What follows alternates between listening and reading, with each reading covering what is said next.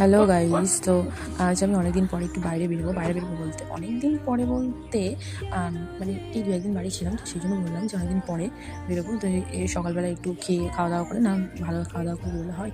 সেই কারণে মা একটু ভাত, পেঁয়াজ, লঙ্কা টঙ্কা এইসবগুলোই করেছিল, যেগুলো দেখতে পাচ্ছ স্ক্রিনে।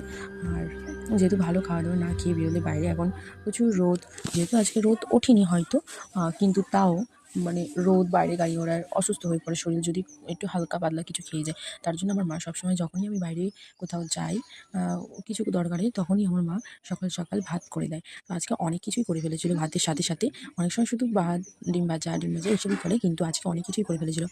তো সেইগুলো ছিল ভাতের সাথে আবার সকাল সকাল পেঁয়াজ, কাঁচা লঙ্কা, লেবুও দিয়েছিল, কিন্তু সেগুলোও বাদ দেয়নি। দুপুরে যেমন দেয় এখনও তেমনই দিয়েছে। তারপরে একটু আলু ভাজাও করেছিল। আলু ভাজাটা করেছিল মানে ঘরে একটু, আমরা সত্যি কথা বলতে আমাদের বাড়িতে পান্তা খেয়ে থাকি সত্যি কিছু কিছু টাইমে। পান্তা খাওয়া ভালো, কারণ শরীর গরম হয়ে যায়, তো পান্তা খেলে শরীর ঠিক থাকবে, সেই জন্য পান্তা খাই। তো তার জন্য অল্প পান্তা ছিল বলে আলু ভাজা করেছিল, সেই আলু ভাজাটাও দিয়েছিল। আর ঘরে একটু শাক ছিল, তো শাক ভাজা করেছিল। আর সতনা ডাঁটা দিয়ে ডাল, ডিমের কষা, আর একটু হাঁসের মাংসটা আগের দিনে ছিল। লাইক, কমেন্ট, সাবস্ক্রাইব ভুলবেন।